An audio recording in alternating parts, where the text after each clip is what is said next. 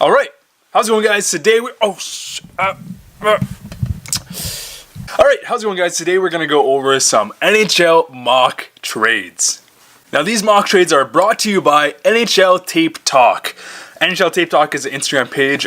They post daily NHL content, hockey content, and really great stuff. And one thing that I really enjoy that he does, and it's actually the reason I followed him on Instagram, is he does NHL mock trades submitted from fans, or I'm not sure exactly where he sources them from. Maybe they're from himself too.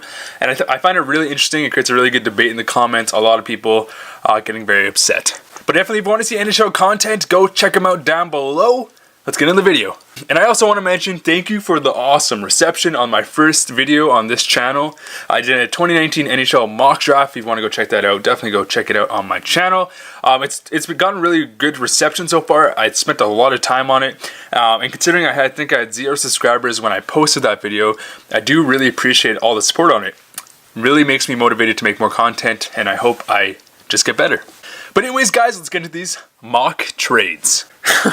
So the first mock trade we have submitted is a doozy. So this one's between the Calgary Flames and the Tampa Bay Lightning. I guess they need huge changes after the most disappointing first round knockouts probably we've seen in a very long time. So this trade consists of Brayden Point from the Tampa Bay Lightning for Sean Monahan, Oliver Kylington, and a 4th round pick. Well, to be honest, it just makes no sense for either side. Brayden Point is a really great player, full of skill. Could I see him being traded?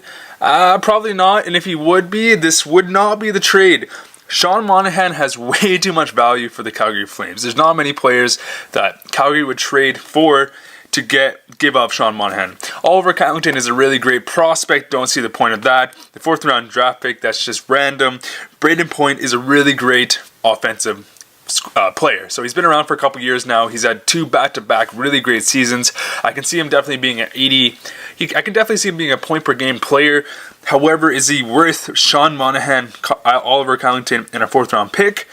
Maybe. However, this doesn't make any sense to me. Sean Monahan is more of a defensive two-way player.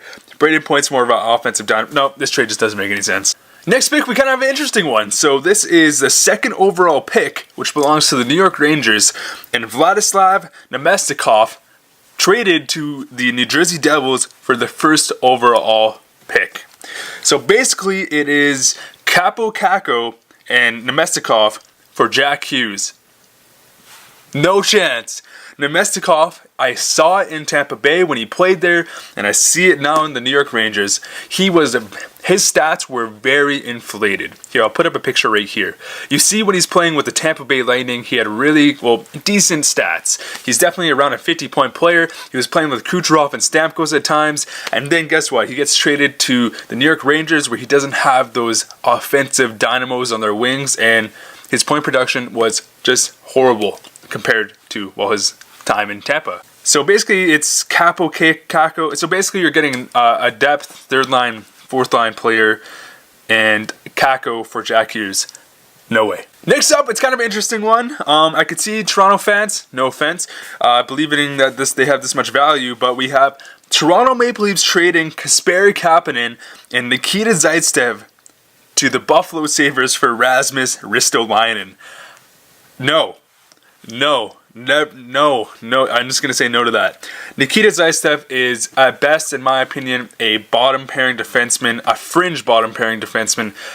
He's not a horrible defenseman. However, on a great team, I believe he would be a other defenseman. He'd be a 7th defenseman filling in a place of a actual position. He had a really great first season. He got a really great contract, and ever since then, his play has been just going downhill. Watching him in the Stanley Cup final, or watching him in the playoffs this year, I just couldn't believe his play. I just couldn't believe that he actually has a roster spot on Toronto, which they have a really great team. Him and Dermott just did not play well. They just did not play well. I know everyone's blaming Gardner, but Dermott and Zaitsev played horrendously. And Kasperi Kapanen, however, is a really good player. I think he has I think he could be a fringe first liner depending on who slot him win with. If not, he's definitely more of a really decent second line center. Sorry. He's a really decent second line player, if not a really great third line player. We'll see what happens with his contract. We'll see if he even gets shipped out. Perhaps Toronto will go for defenseman, but not Rasmus Ristolainen, who is only getting better. He's been having great seasons. He had a horrible plus-minus this year. I'll put it up right now. I think it was minus 50 or something. But still, he has a lot of potential, and he's playing with now Rasmus Dahlin, and his stats are only been going up. He, in my opinion, is worth maybe 2 first-round picks for Ristolainen and something else. All right, so up next we have 2 more players, 2 more teams that just got knocked out of the playoffs. We have the Nashville Predators and the Vegas Golden Knights. So we have Nashville sending PK Subban to the Golden Knights for Riley Smith, Colin Miller, and a first-round pick. This one's actually really interesting. So Colin Miller is definitely a serviceable defenseman. I would say top 4. Riley Smith is definitely a really great second line player. He can squeeze into the first line, but I see him more as a really solid second line pickup and a first round pick for PK Subban. So if this was 3 years ago, I would maybe agree with this trade. However, PK Subban's play, he's not playing horrible by any means, but his play has been declining. Do I see a bounce back season for PK Subban coming up? Perhaps. I think he can. He didn't have a horrible season this year.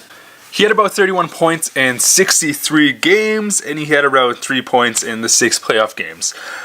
Definitely not a horrible season, but in terms of PK Subban's previous years, this is easily his worst year offensively.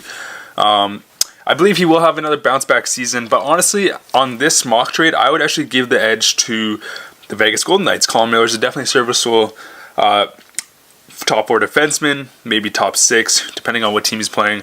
Riley Smith is definitely a really great second line forward, if not a first line, and a first round pick. I think that's way more value than PK Subban at the moment, but we'll see. For this trade, I would give the edge to the Golden Knights. However, this trade will never happen. Up next, so this trade's kind of dumb, so I'll just quickly go through it. We have Gabriel Landeskog traded to the Edmonton Oilers for Ryan Nugent-Hopkins and a third round pick. This trade makes sense. This trade doesn't make sense for either side. Nugent-Hopkins is a really great two-way forward. Landeskog obviously is a really great two-way power forward. The third-round pick, I don't know. That doesn't mean much. Honestly, I would say that if Colorado offered this pick to Edmonton, I would say they would say no. And vice versa. I just don't think this trade makes sense for either team. I think if either team was going to do anything, they would trade these pieces with another piece to get depth scoring throughout their lineup, because that's what each of these teams is severely lacking. Obviously, one team more than the other, being the Edmonton Oilers. However, I don't think that this trade will go through any day of the week. Alright, so here is another really interesting trade. I really like these, even though some of them are pretty ridiculous. They're really fun to really go through, see the comments. A lot of people are very upset on the losing side, or they're like, why would we trade this player? When obviously these are just fun, made up mock drafts, mock trades. Just to see what people's reactions are, to be honest. So we have, from the Edmonton Oilers, we have Leon Draisaitl and Darnell Nurse traded to the St. Louis Blues for Colton Parayko, Braden Shen, Jordan Kyrou, and a second-round pick.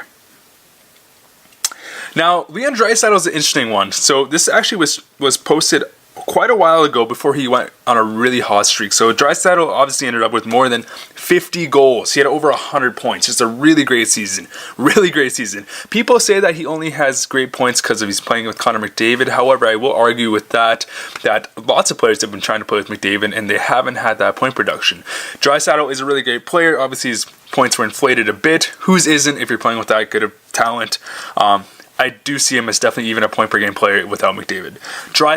Darnell Nurse has been getting better every year. This year he had a really great season. To be honest, he probably was Edmonton's best defenseman.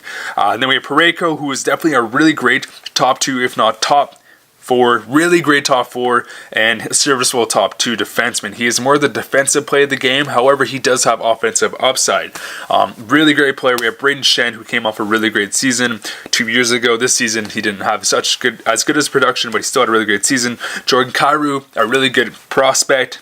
young talent coming in the making, and a second-round pick. This trade makes sense for neither sides, to be honest. I would say maybe this trade somehow, if you remove Darnell Nurse from the equation and just say Edmonton wanted way better depth and a bit bolstering on the blue line, and they took away Darnell Nurse, and maybe they took away Jordan Kyrou in that second-round pick, and they had Parayko, Shen, and then maybe another depth forward, that maybe wouldn't equal out in value. However, I don't see this making sense for Edmonton. I don't see this making sense. Actually, I do see this making sense for St. Louis, but for Edmonton, I wouldn't do it for that. Alright, so now we have Patrik Laine with a clause that he signs long-term, a 4th-round pick traded to the Philadelphia Flyers for Jacob Voracek, Shane Gostisbehere, and a 2nd-round pick. If you think that's how much Laine is worth, you are crazy. Shane Gostisbehere is a really great offensive defenseman. He has defensive play, but he also has a lot of offensive upside. Jacob Voracek is definitely a bona fide first-line winger, if not a really great second-line winger. 2nd-round pick for Laine. Laine, in my opinion, is a really great goal scorer. However, he does lack defensive play. I do believe he can correct this if he has the drive and motivation to do so. This trade makes no sense for the Philadelphia Flyers.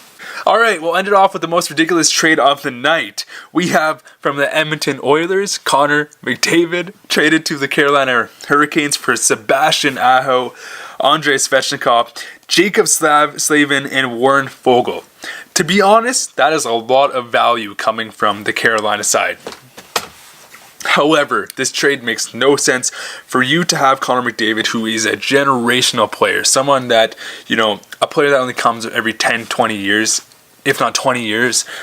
This is, even though that is a lot of value, Aho is a really great first-line player. Svechnikov is a really good, really top-end talent coming in the making, going to be a great first-line winger in the future. Slavin is a really good top-4 defenseman, and Foegele is a good depth forward.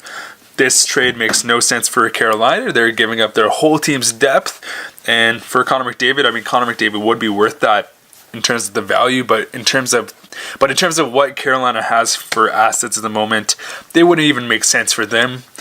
Oilers would be getting a lot of depth, that's for sure. I believe that their team would be better with Aho, Svechnikov, Slavin, Foegele. Maybe if there's another really good piece in there, I believe Oilers' team would be better just because they severely lack depth, and I think that's their main issue, not just one player, obviously. But there you go. So I guess that's the clickbait for this video, is this ridiculous trade. Anyways, guys, I hope you guys enjoyed this video. Thank you so much for all the support lately. If you want me to do more of these videos, I would love to. And if you have any other mock trades, comment them down below. If I get enough of them, I'll include them in the next video, if they make sense. Or if they're clickbait, I guess. Alright, see you guys later.